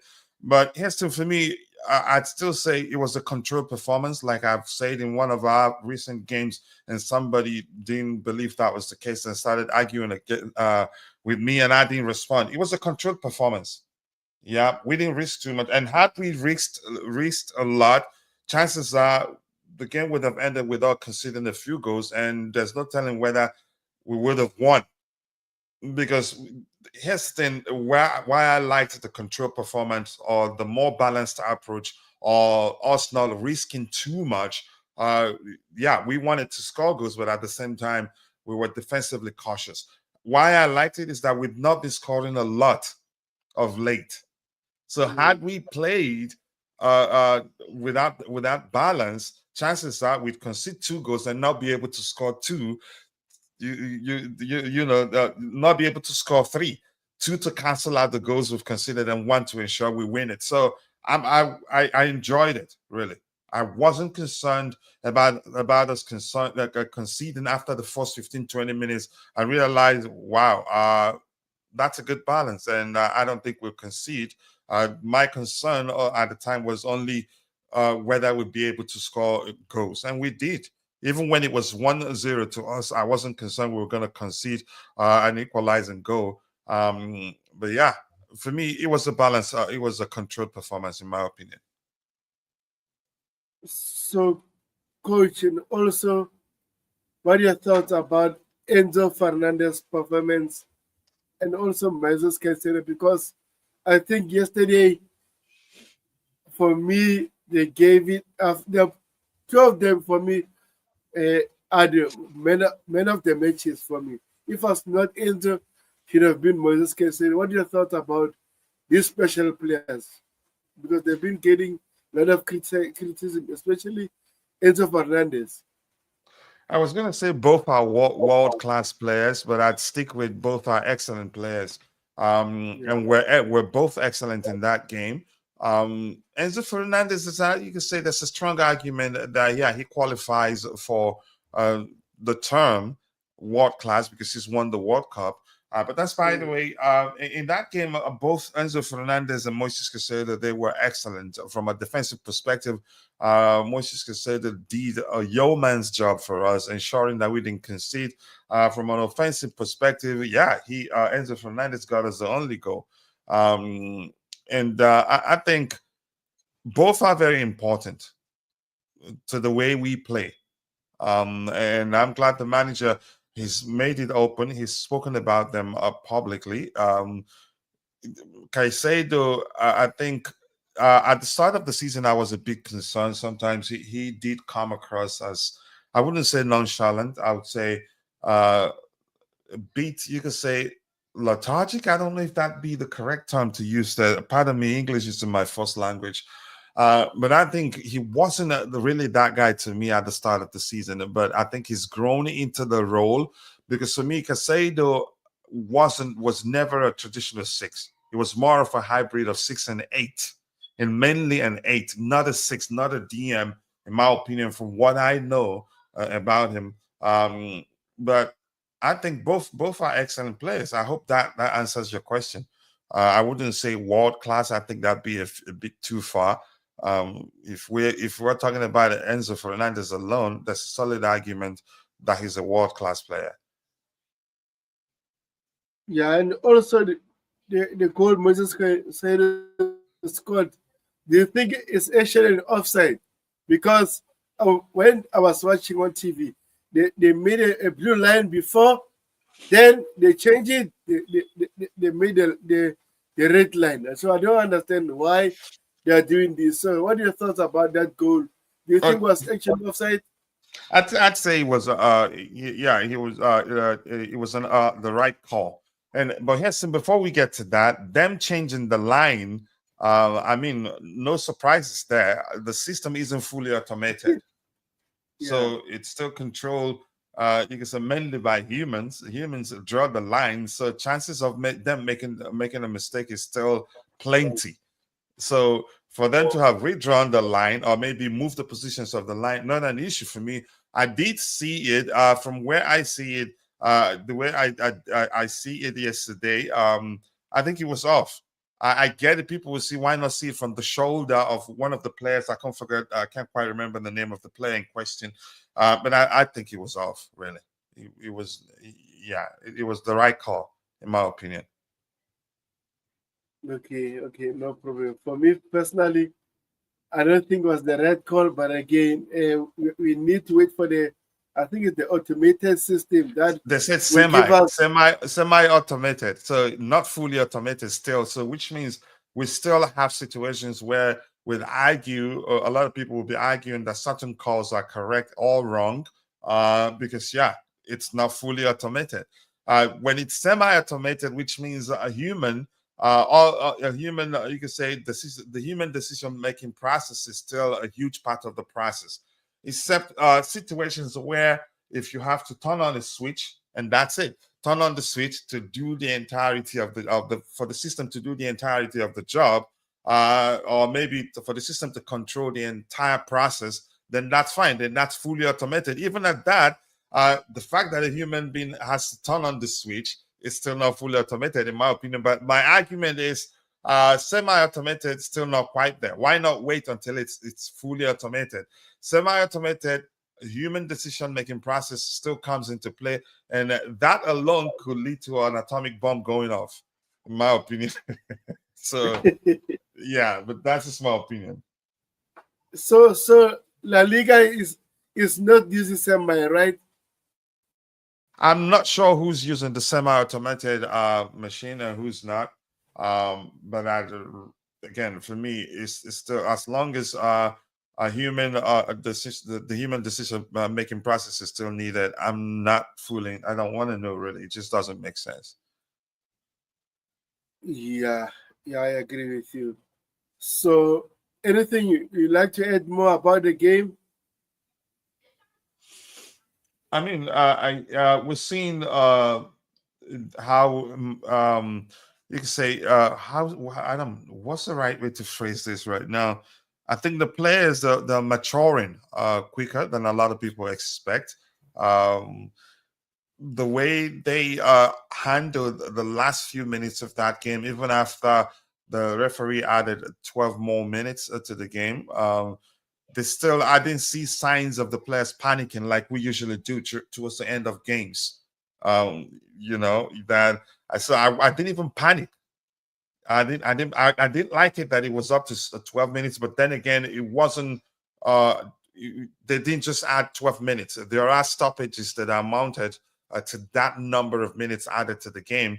But my point is, I'm seeing our players mature quicker than a lot of people expect, even quicker than I personally expect them to mature. They handled the pressure of 12 more added minutes like nothing was added. They played as if it was still regular time. Usually, I remember I've always talked about why I've always wanted Tosin on the pitch. Maybe that was the reason why the manager had to bring him on, because he knows Tosin he's proven to have that capability of handling persistent pressure from the opposition. But in his absence, usually the younger players we have, they struggle. They start making silly mistakes on the persistent pressure from the opposition. So I think, yeah, that's one of the things that stood out for me is the maturity in our players and how we defended. Uh, we showed serious defensive resilience yesterday, something that you could argue we haven't done in a while. Yeah, I agree with you, bro. Especially like I said, I was even telling Tyson we need to learn to kill off the game earlier so that we can avoid conceding late goals. But again, I'm glad we hold up, or we hold on the lead, and we won the game, which was very important because Manchester City, Aston Villa, Nottingham Forest won their games. So if we draw or lost that game, we should have been six, which I didn't want. So I'm glad we are back on the top four, but again, we still have more games to play. 8 Premier League games left, and 4 of them will be against Liverpool, Forest, Newcastle, and who? Manchester United, right? But I don't care about Here's where what I think will happen. The last 4 games, like you mentioned, just as you've mentioned, they're gonna be the defining games in this race to the end of the season and top 5 race. They're going to be the defining games, and I think Nottingham Forest, honestly, I think they'd still drop off. I think that would be the saving grace, in my opinion. Nottingham Forest dropping off from the top 4 will be the reason why we'll finish probably 5th. Um, I that's what I think will happen, but I don't see us finishing 6th. I think we'll finish 5th or 4th, but my opinion, most likely 5th place. And yeah, but I think Nottingham Forest dropping up from the top 4, that will be our saving grace. I might end up ending in a different way, but that's how I foresee the season ending, in my opinion. Yeah, because this weekend I play against Aston Villa, so I hope we'll be a draw and we win on Sunday. I just hope that. But I again, think we can beat Brentford. I think we yeah, can beat. Yeah, we can, but our record against them away is not that good. yeah, but yes, then you cannot script football. I get it. Insights give you a good idea, a sensible idea. When you look at insights, you get a sensible idea or conclusion with regards to the possible outcome of a game. But if you look at their the current form, can you if you don't mind opening it, let's see. Um, Yeah, I think we will beat them. I think honestly, I do think we'll beat them in my opinion. Let me check, let me look at it here, find it and look at it.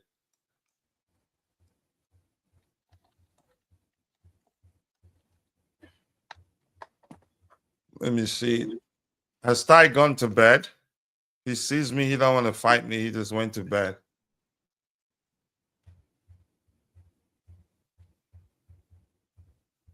Okay, let me see. Okay, that's them, right? Yes. So in 5, they've lost 2, 1, 2, and they drew 1. In 5 for us, we won 4, lost 1 to Arsenal. That could have ended in a draw, in my opinion. And in the 5 games, we have how many goals? 1 here, 2, 3. Wow, 5. We haven't scored a lot. Can you scroll where we see the correct insights on the right-hand pane? Okay, no problem.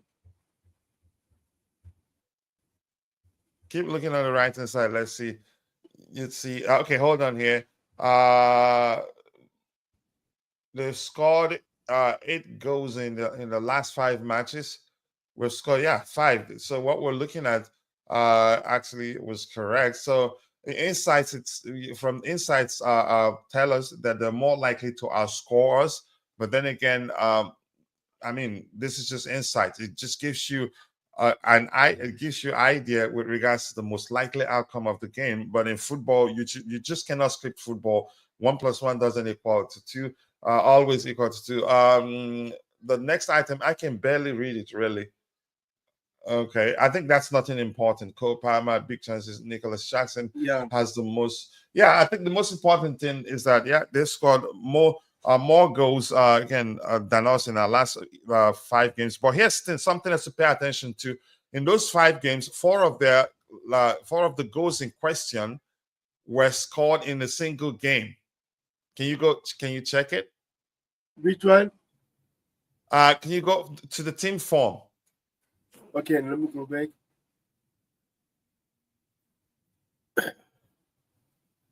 If you look at 4 of their goals were scored in a single game. You see that? That was against Leicester City. Yes. So if they're saying they scored 8, so 8 minus 4, so we still could beat them by 1 goal, because it's important to measure that 4 of their goals were scored in a single game. It wasn't their goals aren't spread out throughout the 5 games they played. But in our case, most the goals are spread out in the 5 games we played in 4 of our games.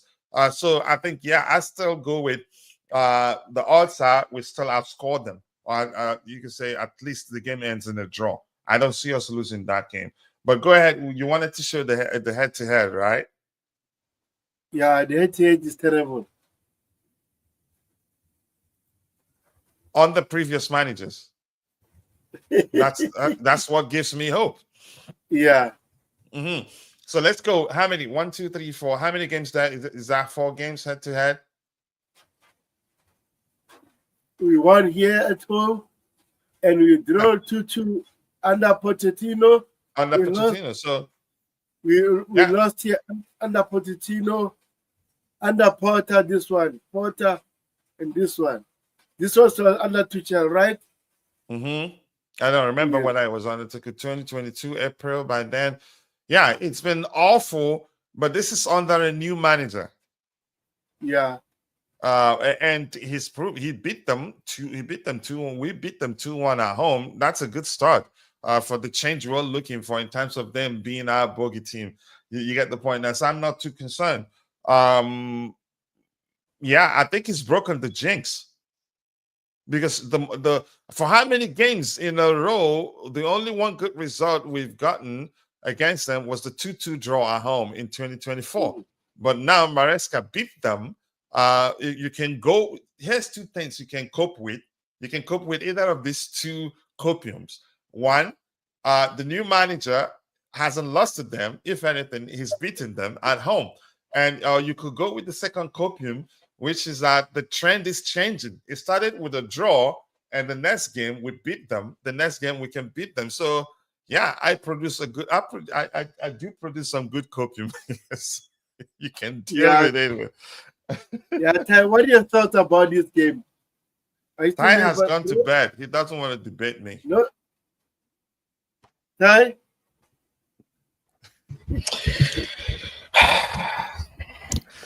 Say it, I say Um, what you have in mind. Say it. Say it. I'm listening. I don't think. All right, let me look. Let me zoom in on this. See if I can debunk all of what coach just said a while ago. You cannot. Um, Good of course coping. I can. Of Okay, course I go can. ahead. Of course I can. The last time, right? When you all right, so that's a December 22, 2021. That was a win. Okay, so let's look at that. Okay, the comment is blocking that. All right, so that's a win. Then following that was a loss, then a draw, then a loss, then a loss, then a draw, then a win. So basing it off, all right. All right, let me look at Brentford's most recent form. I right, so and they lost to Newcastle recently. So my thoughts about this match, I don't see Chelsea losing, but I don't see them winning. It's gonna be a draw. That's what I think. I mean, a draw is a I get possibility. yeah, I get what coach is saying about what can give comfort and hope is the fact that the new manager or the current manager hasn't lost to Brentford. Whilst well, And and the trend is changing. A draw, a win. Unlike before that, we lost to them to 909 by again 999 times before the draw.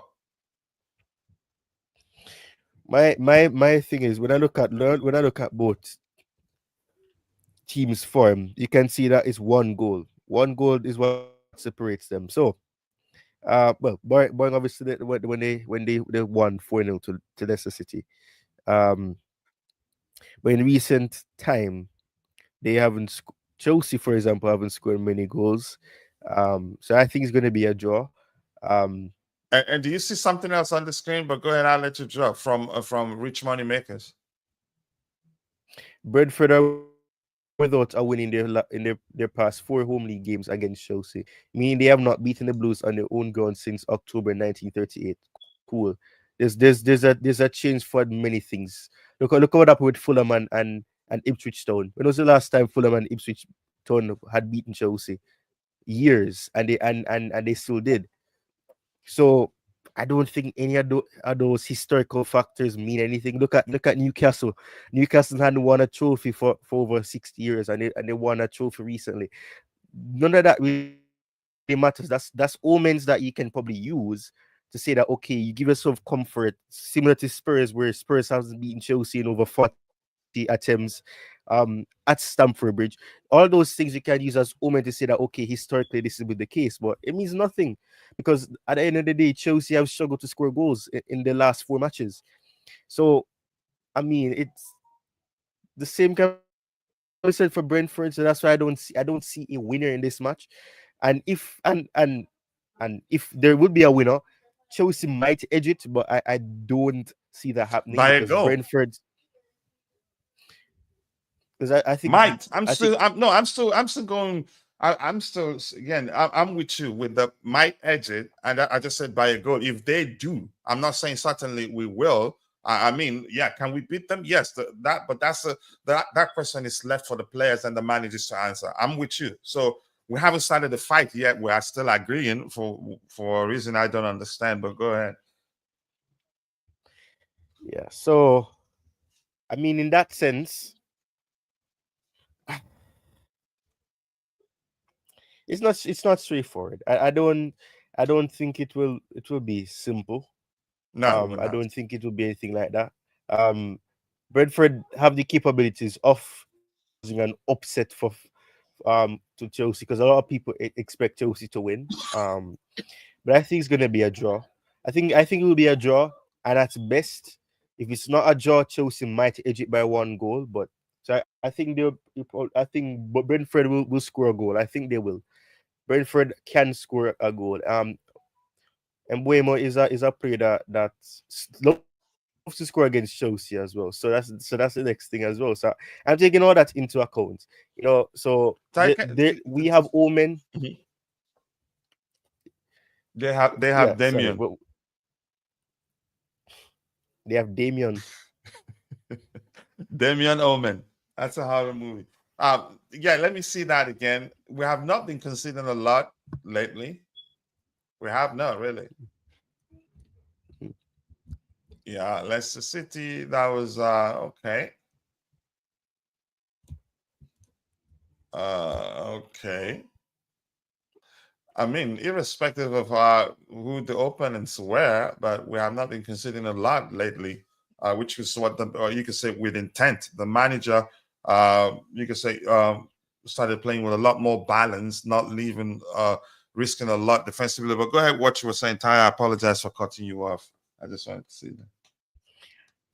Right, but that's one omen. So which one makers is talking about Brentford or you thought to win in whatever in the past 4 home league match, I know games against Chelsea and all that. That means absolutely nothing at all, because we saw Ipswich Town and Fulham get wins when the omen was in our favor. It's particular with Fulham. Because the last time we played Fulham during the Christmas period, we had beaten them, and then that didn't happen. Last year they ended up beating us. So I'm not going to go off that omen. Obviously, the circumstances are different, because in terms of having a better understanding of what Maresca wants, the players would have that in comparison to what would have happened in December. So obviously that omen to me it means nothing. But I do know that Mbuemo loves to score a goal against us, and I remember when he scored against us. When was it? Was it December? I think or was it November? Whatever Yeah, period it in the was. tournament. Yeah, because I remember with Tosin tried to he had launched into to make a tackle, and I Yeah, think Mbuemo still went through and he scored. So that's one thing I'm saying. So I think they will score a goal, but I'm just seeing a draw. In all honesty, I don't see a win realistically. It can happen, but I'm seeing a draw. I don't think either team will outscore the other. yeah. Also, big up to rich money makers. Just big up the legend. Everyone hit the like button and subscribe. It's free and it takes a seconds. Yes, we won. We won in the top four. And it also says, legend Ty, don't be too negative if not beating Ipswich I mean, because Ty, I we in my played. disagree. opinion, Ty, I Ty isn't being negative. Ty is being as objective as possible. Yeah, That no and I negativity disagree there. with that too. I disagree with that. We don't. There's no such. Chelsea does not have a B team. They have A team, because and his points to me, I don't. The only players that you can quote unquote say is from the B team is Nkunku, and at that time Felix. Everybody else who played, yeah, and Jurgensen obviously, but everybody else was mostly the A team. If I'm gonna subscribe to the B team A team business, there's no B team A team. There's just A team, and and and that shows that the B team wasn't even good enough based on that standard. So I but you say that for Ipswich. What about the Fulham match? That's the thing. Um, but and I think he's saying silly errors, but I mean Chelsea can make silly errors against Brentford, because that's what they did when they faced them in December, and we got lucky enough to win the match 2-1, I think it was. So at the end of the day, I'm not being negative. I would love to see No, Chelsea no, win, but no, no realistically negativity I there. don't see it. No. I just don't see either team outscoring the other, because we haven't scored most goals in our past 4 matches. We've either scored one goal or no goal in the last 4 matches. Here's what I think. I think we'll beat them. I think we will beat them. We've not been conceding quite a lot. We don't risk too much from a defensive perspective. I think the players, I think they've mastered, you could say they've learned a lot about how Maresca wants them to apply themselves on the pitch. Even when players invert, the artists behind them are able to drift wide open to occupy the spaces they're leaving behind, playing with the back three, which was an issue at the start of the season, where I think in the case of Rhys James being confused, not knowing where to be and where not to be, leading to us nearly conceding goals. But Heston, I think we'll beat them. We'll become defensively solid, down to the fact that the manager He's playing. He's concentrated in playing with a lot more balanced approach because yeah, it's crunch time. Race to the end of the season and top four and all that. And yeah, I think we'll beat them. I think so. That's my opinion. Yeah, I think we might edge it, but one thing that I want us to do to avoid the defeat. So because right now it's crunch time. Everyone is fighting for the top four, and we can avoid losing uh, all the 3 points. So if we can win on Sunday, let it be a draw, but hopefully we will because winning give us more advantage. So let's see what will happen. So Richmond Maker says we played weaker team against Ipswich and no Jackson lack of experience in our team. Our coach is adapting and our defense is improving. I mean, you are overall defensive approach, not just our defensive line. You can't. I don't. I don't think it makes sense to give all the credits to just our defensive players. I think the entire team, our players as a whole, our defensive efforts as a unit is what's paying off, not necessarily our defensive line alone. Because yeah, the truth remains they're not facing as much pressure as they were facing in the past. So that's why I'm not saying they've improved also, but they're better because there's more protection from the midfield area than usual, and the entire team actually.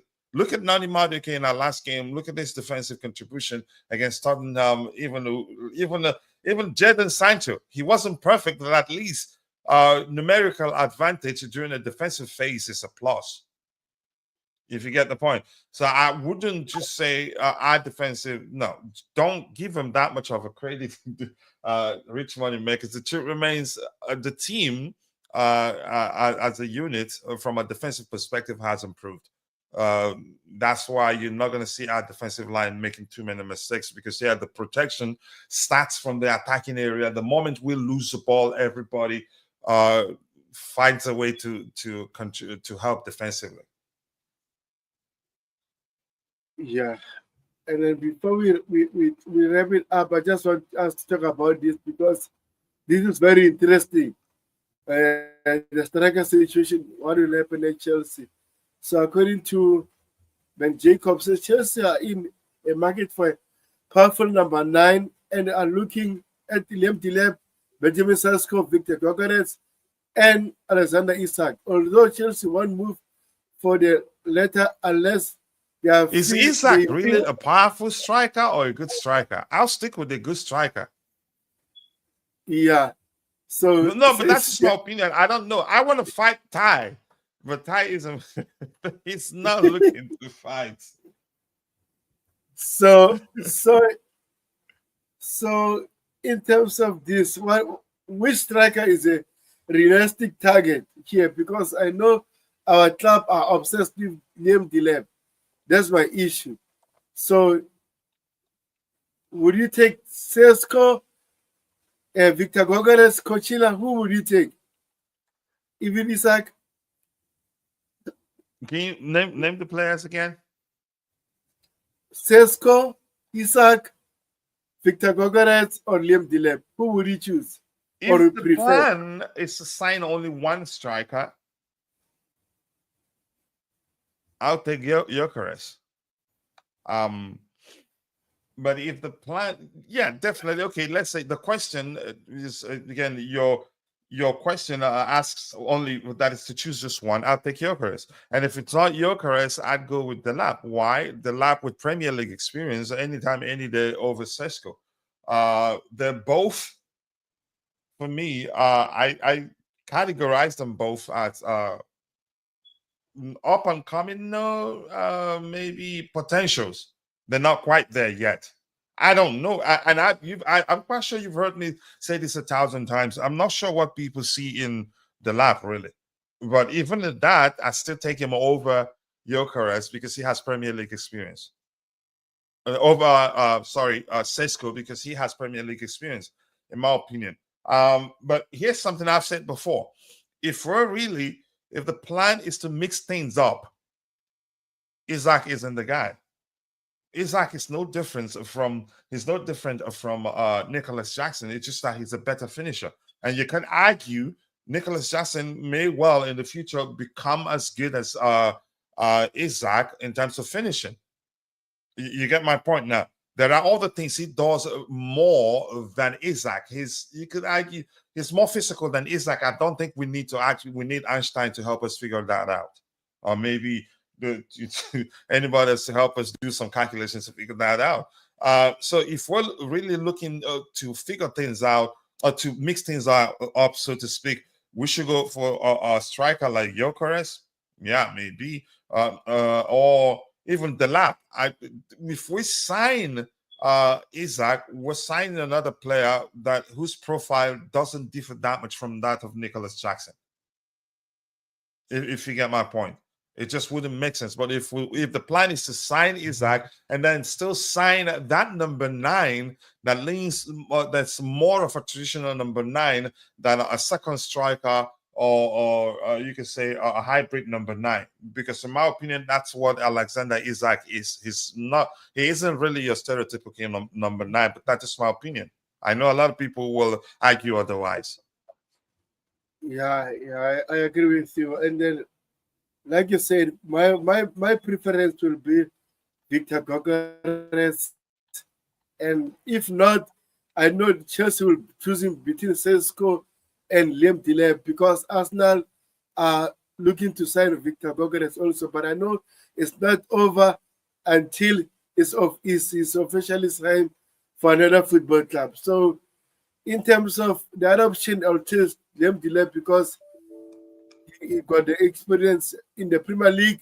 I don't want Sesko because he will need time to adapt. I don't want that anymore in Chelsea. Even Liam Delap, that's why I don't want him. But again, I'd rather settle for him than Sesko. Ty, what are your thoughts? What would you do if you're Chelsea in terms of these 4 names? Who's your preference or the realistic target here?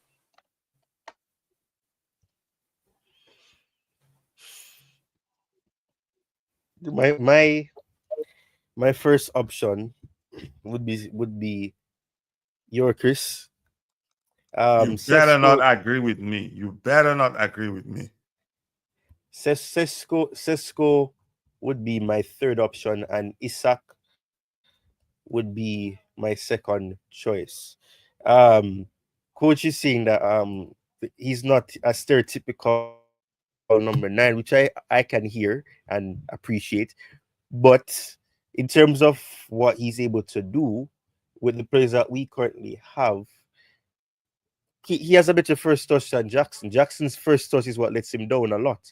And that is a big thing. Isak gives you a different escape. I mean, he started off very sloppy in the beginning. He wasn't the greatest in that aspect. It took him some time for him to really get into the fray, and to actually offer what Newcastle wanted him to do. So I think in terms of Isak, I get it, he's not a stereotypical number 9. Neither is Jackson.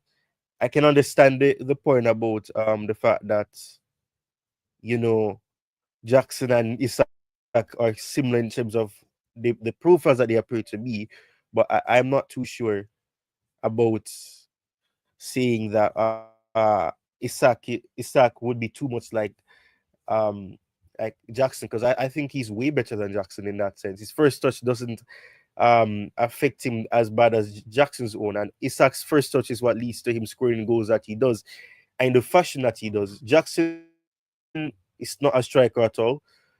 Isak is more of a deep lying, not deep lying, supporting striker, but more so you get a better aspect from him than you get from Jackson. That's my thoughts. I mean, his number shows it. 20. He's played in 24 matches, and he has 20 goals, I should say. So I mean, his numbers don't lie, and he's doing it in the Premier League. and against the top teams as well. So, that is one thing that really sets him aside. Sesko, I have no idea about because I've watched Sesko a lot this season. So I'm not going to pretend as if I have. Yorkris and Isak, I've watched to a more reasonable level, so I can say that either one of them would be ideal. Yorkris is my first choice because of his physique as well. Isak also. Yorkris physique slightly edges Isak, but not by much. So my top two options would be either Yorkris or Isak in that order. Sesko is third option to me, and I think Arsenal suits Sesko better than Isak would suit Arsenal or Liverpool. Liverpool want Isak for a reason, and I understand why, and I think he would suit Chelsea for the exact same reason Liverpool wants him as well.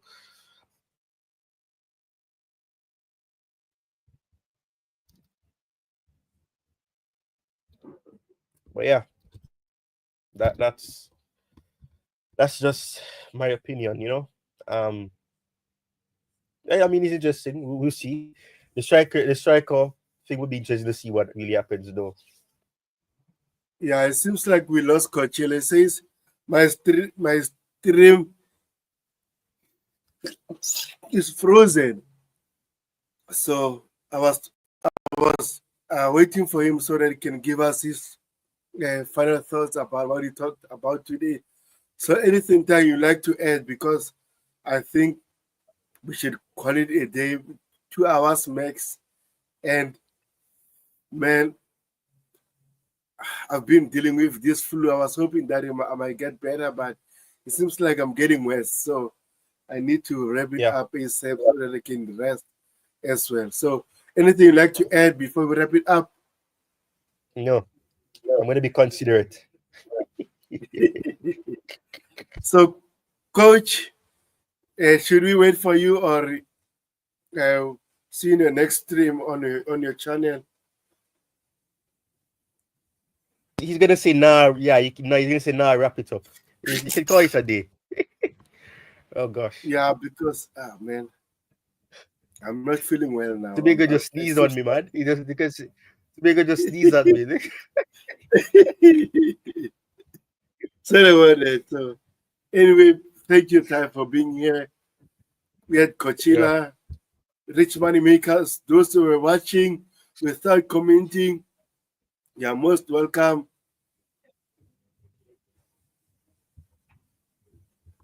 Okay, he says you don't have to, bro. Good episode. Yeah, thank you, Coachella. I appreciate it.